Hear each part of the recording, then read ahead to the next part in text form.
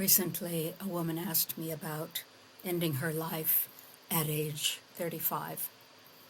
And this is for her or anyone at any age thinking about that. Here's the thing. It actually doesn't matter so much if you choose to do this. And that might sound kind of shocking, but think about it this way. Wherever you go, there you are. You are eternal. You will leave this body. If you choose to end yourself, fine, go ahead. See what happens.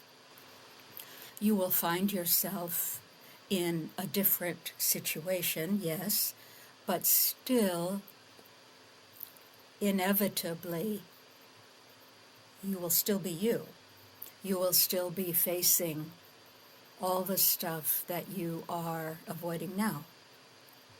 Being in the physical realm, I think, is a great opportunity to move through any negative stuff quickly. There's really no other plane of existence quite like Earth for doing this. Plus, you get to do it surrounded by the immense beauty of Earth, a beauty which you might be ignoring. And I would ask why. Why are you ignoring that? And also, this plane offers incredible opportunities for amazing creativity on this planet, in this body, which you also may be ignoring.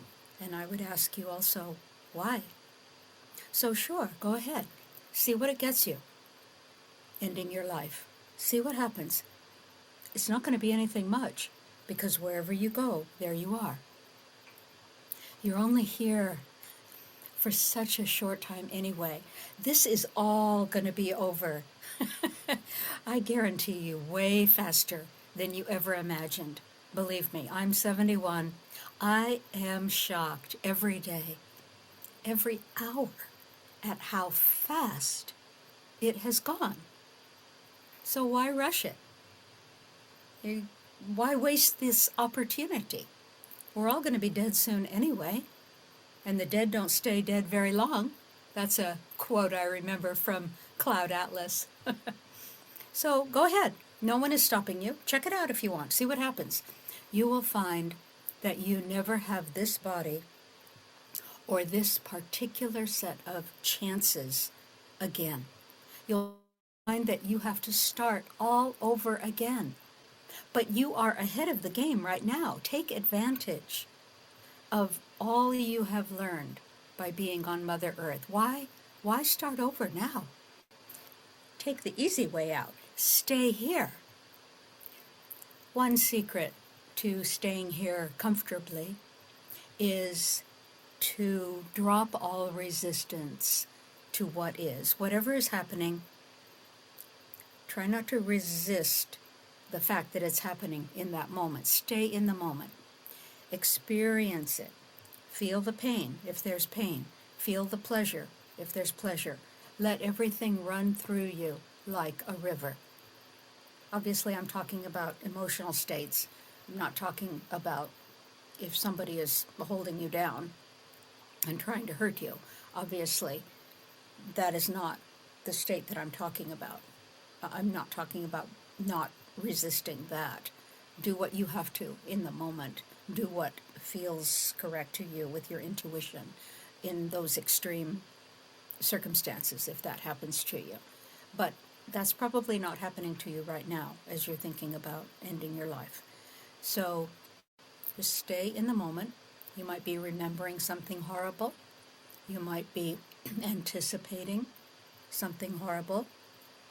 Feel that pain if there is pain.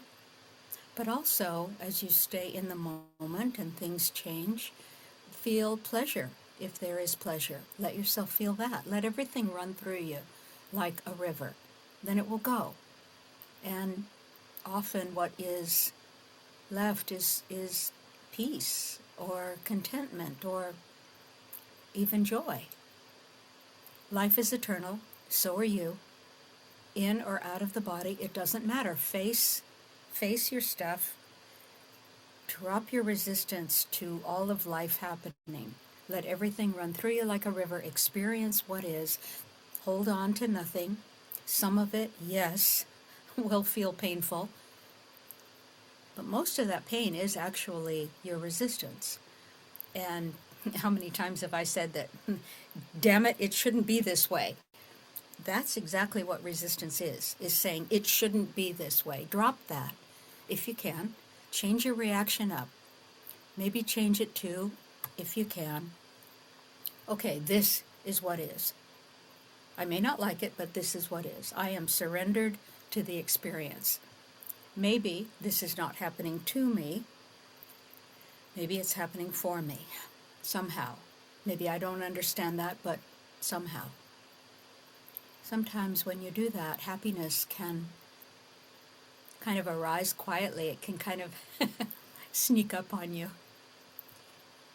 So consider staying here, because number one, it may be the bravest choice. Number two, it may be the most sensible choice. You are alive forever. There is no escaping it. There is no getting around it. The only way out is through. Death is not the opposite of life. There is no opposite to life. The opposite of death is rebirth. Life just keeps on happening. There are 5 basic reasons people give for wanting to end their lives. Those are unbearable emotional pain. This is the vast majority of people. I think over 90% say this is the reason. 2, hopelessness, the belief that nothing will ever change. It's just going to be this way forever. The 3rd is self-punishment for shame. And related to this can be the feeling that you are a burden to others, if you feel that you are. And 4th, a sense of disconnection, isolation, loneliness, feeling as though you do not belong to anyone or anything, feeling that others cannot or do not understand the depth of your suffering. And number 5, a feeling that your life, and this is a completely different thing, feeling that your life is coming to a natural conclusion. Maybe you're very old, maybe you're sick with something pretty serious, maybe you're in great pain, and maybe you're just looking forward to your next experience. I worked for suicide prevention for a couple of years, and my experience with many people confirms this. There are 5 basic reasons, but they fall into 2 essential categories. Number 1, things that are running away from life. That's by far the most common. And much more rarely your own way of moving towards life. So let's clear away the second one first, moving towards life. Moving towards life while still considering ending this particular life, it might look like feeling truly complete with this particular life of yours and truly looking forward to the next one. Because, as I said, maybe your old body is sick and used up, worn out, maybe you're in great pain, and there's nothing anybody can really do about it. But you have loved life. You have lived fully. And now you're just looking forward to your next new life experience. That situation is actually quite rare, but it's very beautiful. And I support people who are in their right minds who are choosing this. Always move towards life, whatever that looks like for you. So now to the other more common reasons. The number 1 reason, unbearable emotional pain. Unbearable emotional pain. An attempt to escape what they experience as unbearable emotional pain. This is the vast majority of people say this is the reason for wanting to end things. Most people who have life-ending thoughts are in some way running away from pain. Because the truth is, most people really don't want to die. They just want the pain to stop. And they imagine that the pain will stop if they close things out here. But are you sure? Wherever you go, there you are. Wouldn't it be a total drag to end things and then find yourself in a situation where you are actually less able to deal with your shit than before? The truth is, most people have never been taught or have never figured out for themselves the tools to understand how to make the pain stop. And the good news is there are tools. There are ways to make the pain stop. You just need to learn them.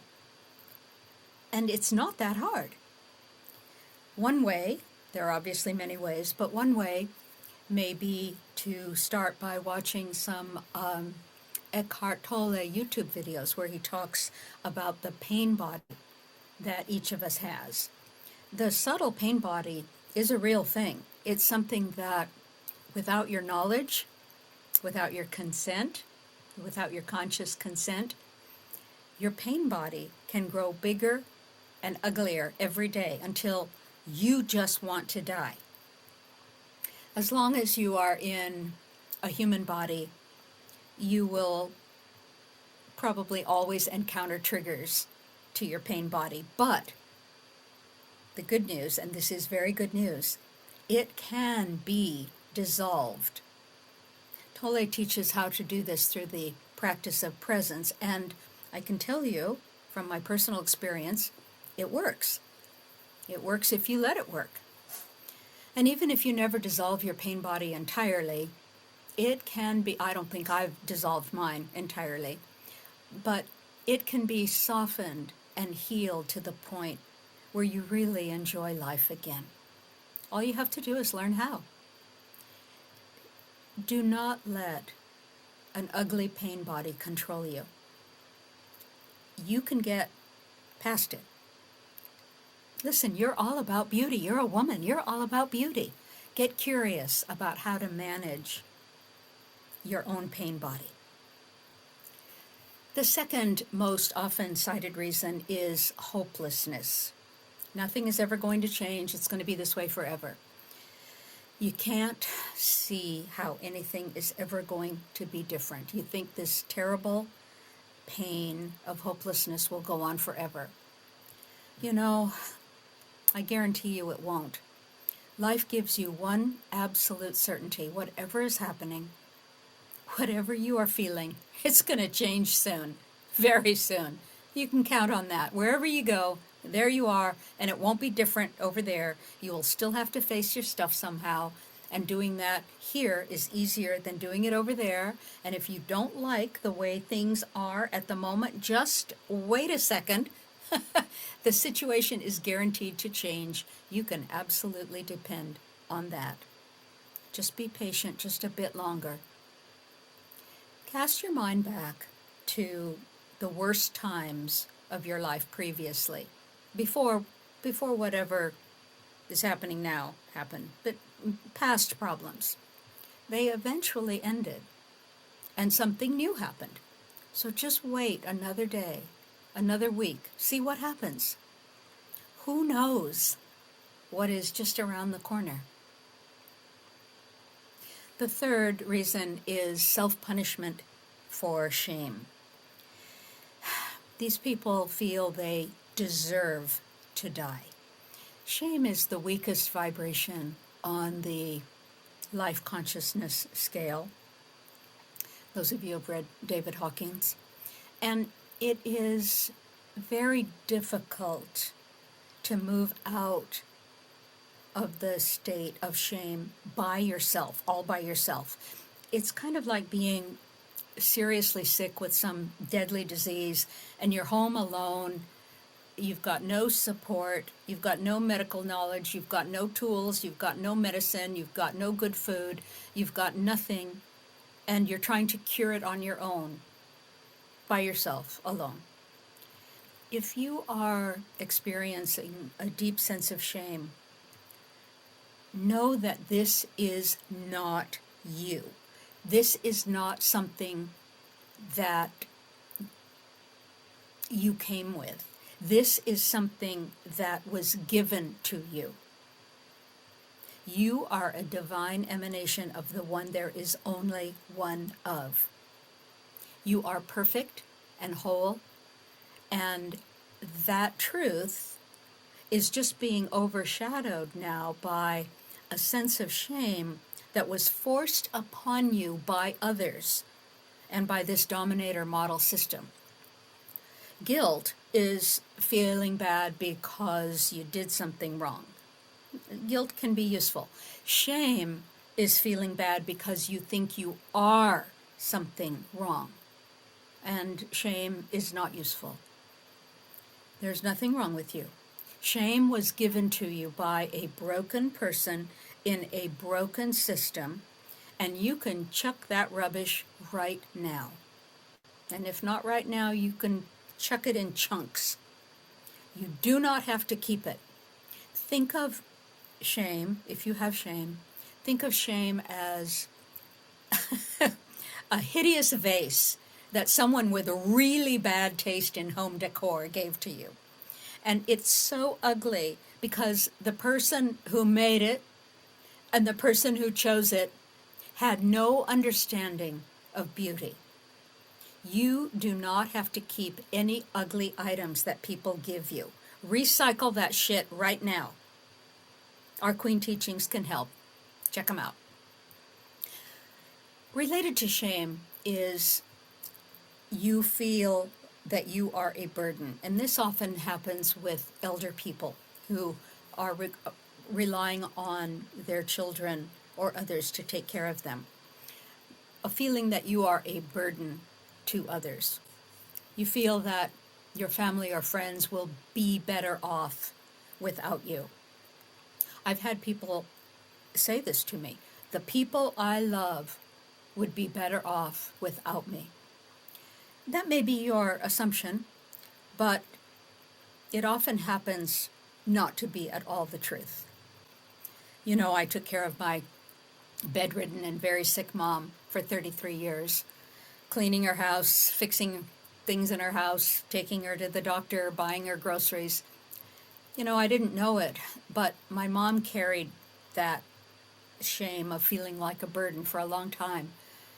And I didn't even find out about it until I read her journal after she died. And she said in it, I am a burden. She used that word. And Ava would be free if I left. You know, I'm not going to lie. Yeah, my mom was in some ways sort of a burden. Not a burden, something requiring effort, which is a different thing. My caretaking of her went on for years, but truly, I didn't experience my mom and her needs as a burden. Taking care of my mom changed me in ways I would never have grown into without it. This was a great teaching for me, maybe the biggest of my life. We are here to love and care for one another, to show compassion and support for each other through good times, bad times, all of it. That's what love is. That's what love is. I learned a lot. I learned to surrender. I learned patience. I really learned how to find humor in all the really shitty parts. When my mom was crying about her very real physical pain, somehow I could always get her laughing again, and that would ease her pain, and that made me happy. I am the person I am today, whatever I am today. I am a much better person than I was 40 years ago. And it's because of this so-called burden of my mom's illness. I didn't know it when it started, but it was the instrument of my becoming. And I don't think it could have happened in a way.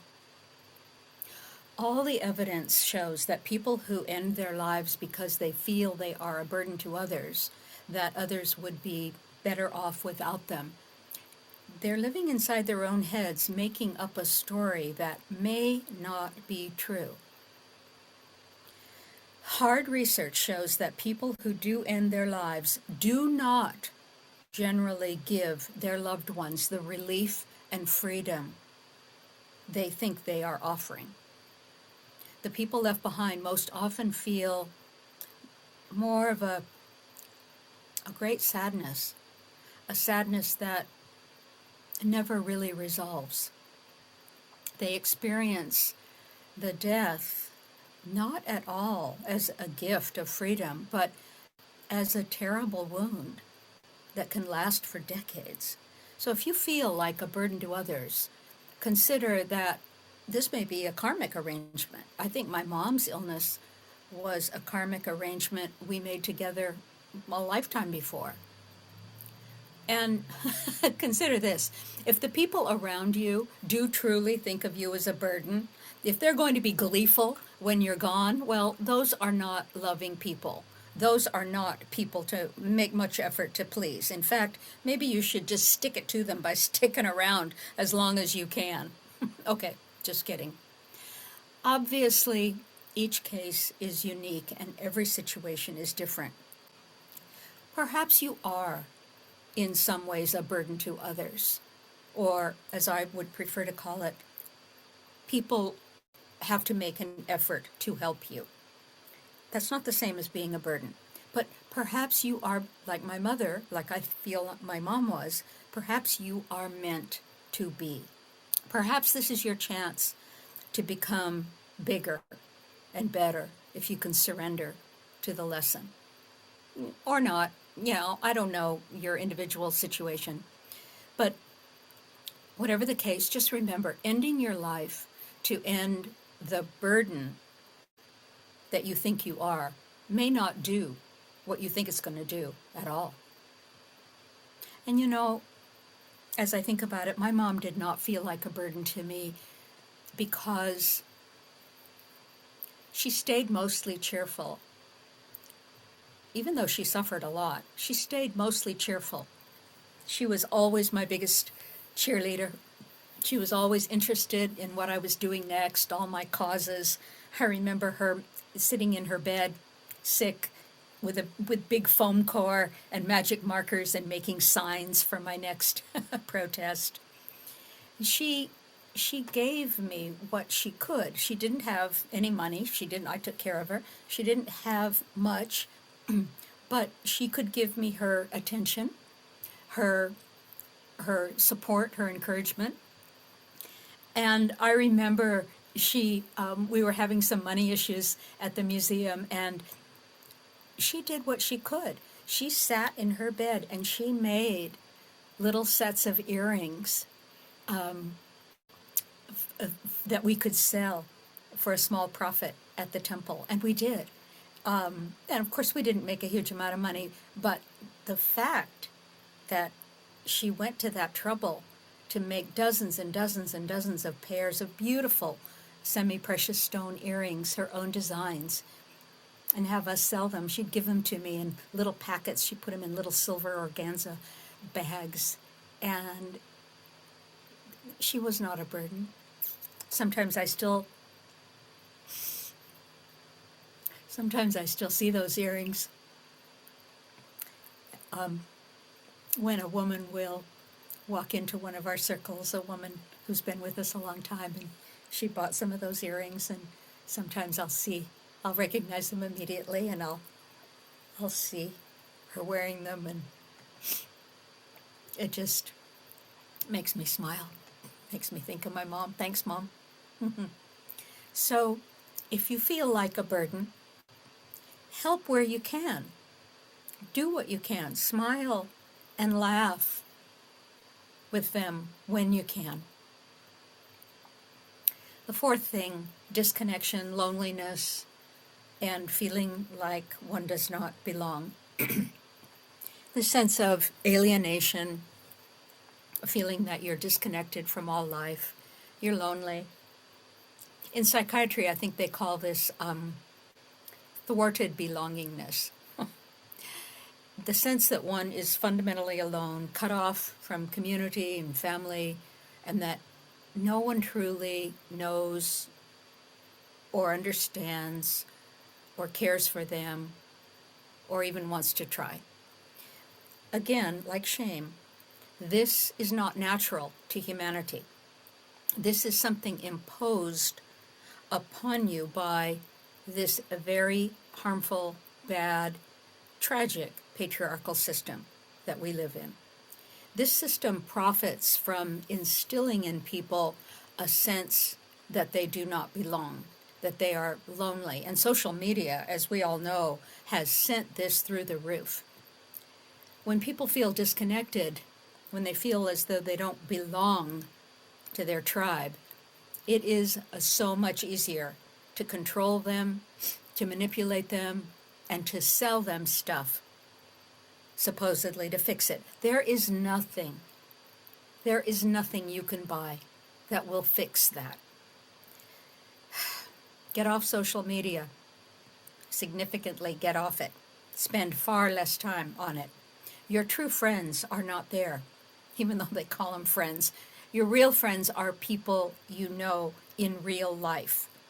And if you don't have any friends, some people don't, then start with Mother Nature, because she is your first friend. She is your always companion. She is always there waiting for you to turn to her. You belong to her. You are her. You are Mother Nature, walking, eating, drinking, sleeping, smiling, weeping. Sounds like a song.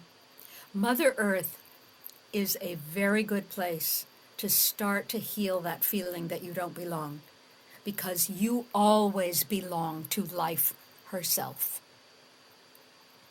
Sister, are you thinking of ending your life, or do you know someone who is?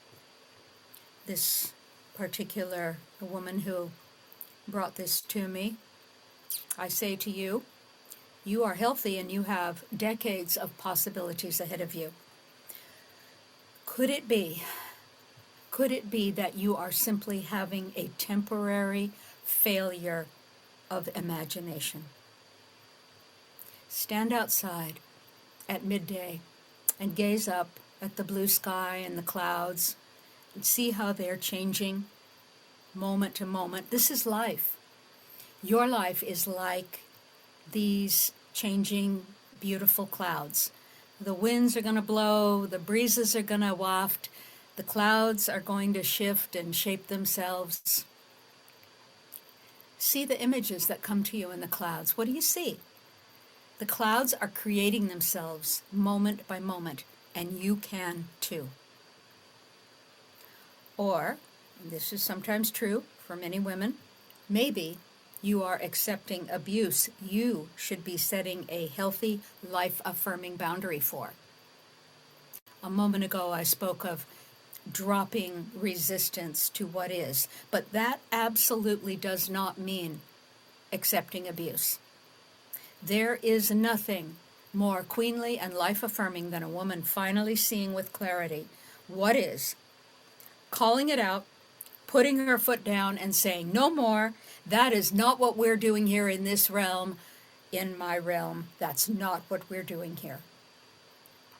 You know, it may be that there's no reason to end your life. Maybe there's a really good reason to end a relationship. And you know, if you can't leave or end it right now because of circumstances, I totally get it. I say to you, start with your subtle magic. Everything begins in the unseen world. All change begins in the unseen world. You must change that world first before your outer circumstances will change. I have a ritual I've developed, a magical ritual, that could help you shift your conditions, and no one needs to know you're doing it. It's your secret magic. You do it privately, you do it alone, you tell no one. We teach it in the Queen Teachings, but I will give it to any woman free. just email me and tell me why you want it. That's really important. I want to know why you want it, and then I'll send it to you. And you follow it. It's like a recipe. You're not alone. I'm here for you. Mother Nature is here for you. There's a lot that's here for you. Whatever your individual case, again, get off that screen as soon as you finish listening to this and go stand barefoot on Mother Earth. She will always help you. She is always there for you. Feel the grass beneath your feet. Feel the sun on your face. Feel the breeze in your hair. Feel your aliveness. You're alive. That's a magical gift. And then decide. And whatever you choose, I support your sovereignty. I support your freedom. I support your power to choose for yourself. And just remember, life loves you always because you are life herself. It's true. Blessed be.